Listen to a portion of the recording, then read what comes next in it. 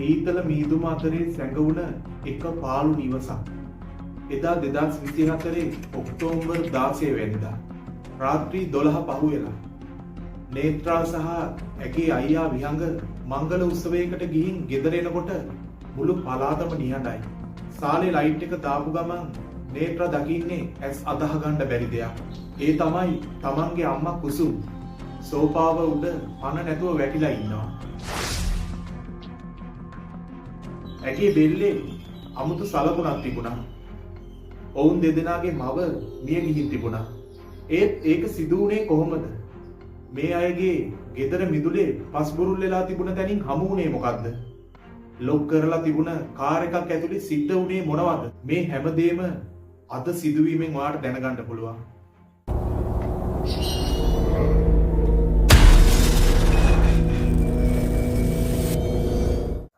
පොලිසිය මේ නිසා නිවසට පැමිණියා. පොලිසියට පෙනුනේ මේක අමුතු මිනිමැරුමක් කියලා. මොකද ගෙදර කිසිම දොරක් ජනේලයක් කඩලා නැහැ. හැම දොර ජනේලයක්ම ඒ විදිහටම අගුළු දාලා තිබුණා. එතකොට මිනිමරුවා ගෙදරට ආවේ කොහොමද?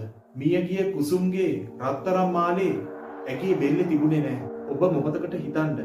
අගුළු දාලා තිබුණ ගෙදරකට හොරෙක් ආවේ කොහොමද? එහෙම නැත්නම් මේක හිතවතෙක්ගේ වැඩක්ද? වහලෙන්වත් කවුරුත් ගේ ඇතුළට ඇවිල්ලා තිබුණේ නැහැ. පොලිසිය මුලින්ම සැක කරන්නේ මියගේ කුසුම්ගේ අක්කගේ පුතා. ඒ සමීරව. සමීර ටිකක් දඩබ්බර සල්ලි වලට කෑදර කොල්ලෙක්. සමීරයි කුසුම් මහත්මියයි අතර දේවල් ප්‍රශ්නයක් තිබුණා. එහෙම කියලා මුළු ගමම දන්නවා.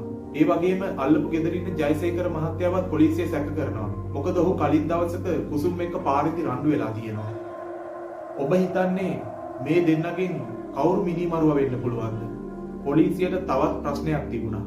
මියගිය කුසුම්ගේ ෆෝන් එකේ තිබුණ හැම ඡායාරූපයක්ම මකලා දාලා තිබුණා. ඩිලීට් කරලා තිබුණා. ඒත් ඒ ඇයි? ඒ ෆෝන් එකේ තිබුණේ මොනවද? කතාව තවත් බය හිතෙන පැත්තකට හැරෙනවා. ඒ තමයි දින කිහිපයකට පස්සේ පළාතේ ප්‍රබල දේශපාලඥයෙක් වෙන ගුණවර්ධන මහත්තයා තමන්ගේ මෝටර් රථයේ ඇතුළෙම මැරිලා ඉන්නවා හම්බ වෙනවා. ඔහුගේ රථේ දොරවල් ලොක් කරලා තිබුණා. මිනිමරුව ළඟ ඒ රථේ යතුරක් තිබුණා වෙන්න පුළුවන් කියලා පොලිසිය සැක කරනවා. ගුණවර්ධන මහත්තයාගේ දුව සෙනුරිට ගොඩක් අය ආදරය කළා. සමීරත් ඇගේ පස්සෙන් ගියා. කුසුම් මහත්මියගේ පුතා විහඟත් ඇයට ආදරය කළා. සෙනුරි විහඟට කැමැත්තෙන් හිටියේ. ඒ දෙන්න ආදරය කළා. මේ මරණ දෙකටම සම්බන්ධ මොකක් හරි පොදු දෙයක් තියෙනවා කියලා පොලිස් පරීක්ෂකවරයාට දැනෙනවා. හැබැයි කිසිම සාක්ෂියක් නැහැ. නේත්‍රාගේ තාත්තා අජිත්, ඒ කියන්නේ විහඟගේ තාත්තා, මියගේ කුසුම්ගේ සැමියා මීට අවුරුදු 2කට කලින් අතුරුදහන් වුණා කියලා මම කලින් කිව්වනේ. පොලිසියට මේ ගැන අලුත් තොරතුරක් ලැබෙනවා. ඒ තමයි අසල්වැසියෙක් කියනවා අජිත් අතුරුදහන් වෙච්ච දවසේ රෑ ගෙදරින් ලොකු රණ්ඩුවක සද්දයක් ඇහුණා කියලා. දිනක් නේත්‍රා මිදුලේ වල් පැල ගලවමින් ඉද්දී එක තැනක පස් බුරුල් වෙලා තියෙනවා දකින්නවා. ඇය එතන හාරලා බලනවා. පස්ස ගොඩක් බුරුල් ගතියක් ඇයට දැනෙනවා. එතන පස් අස්සේ තිබිලා ඇගේ පියා නිතරම අතේ බැඳගෙන හිටිය ඔරලෝසුව ඇයට හමු වෙනවා. ඒක දකින ඇය හොඳටම බිය වෙනවා. මේක කොහොමද මෙතෙන්ට ආවේ? ඇය ඒ ගැන පොලිසියට පවසන්නේ ඇගේ තාත්තගේ මොකක් හරි දෙයක් එතන තියෙයි කියලා හිතාගෙනයි. මෙන්න මෙතනදි තමයි මුළු කතාවම උඩු යටිකුරු වෙන්නේ.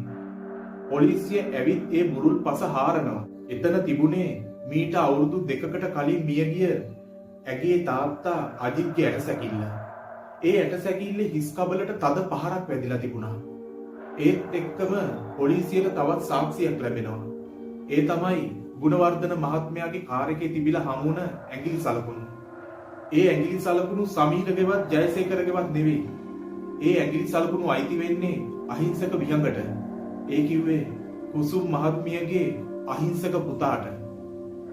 මුළු ගමම හිතාගෙන හිටපු අහිංසක විහඟ පොලිස් ප්‍රශ්න කිරීම ඉදිරියේ බය වෙන්නත් hina වෙන්නත් පටන් ගන්නවා. හරියටම පිස්සු මිනිස්සෙක් වගේ. විහඟට දැන් කරන්න කිසිම දෙයක් නැහැ. ඒ හින්දා ඔහු හරියටම කතාව පොලිසිය ඉදිරියේ කියන්න පටන් ගන්නවා.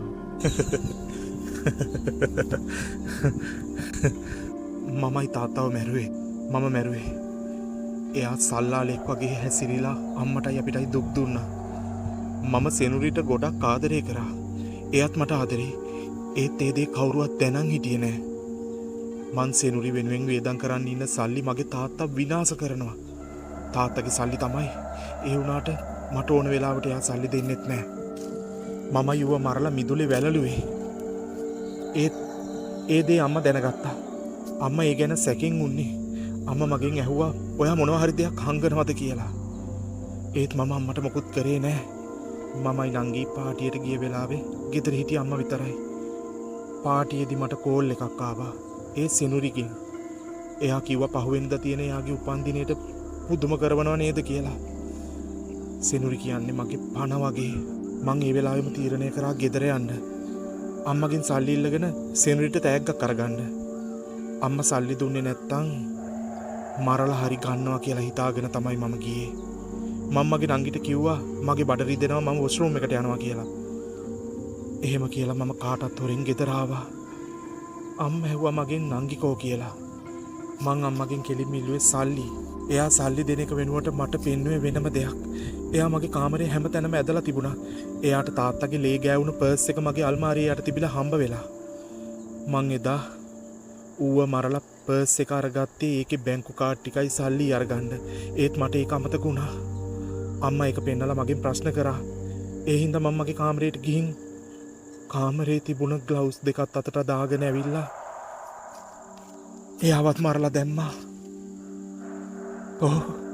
මැරුවා. මම මැරුවා. මට මගේ ආදරේ මගේ සෙනුරිව මට නැති කරගන්න බෑ. ඒ නිසා මම මගේ අම්මවත් මැරුවා. පස්සේ සෙනුරිගේ තාත්තා එයා අපේ මේ සම්බන්ධය දැනගත්තා.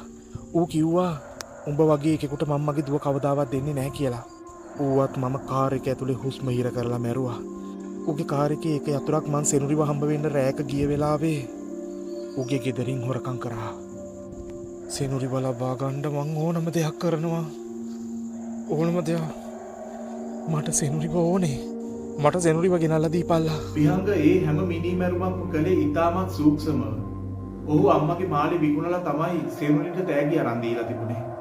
ඔහු තමන්ගේ ආදරය වෙනුවෙන් ඕනෑම පහත් වැඩක් කරන්න සූදානම් වෙච්ච මානසික ලෙඩෙක්. අදටත් අපේ සමාජයේ විහංගල වගේ අය අහිංසක මුවාවෙන් ඉන්න පුළුවන්.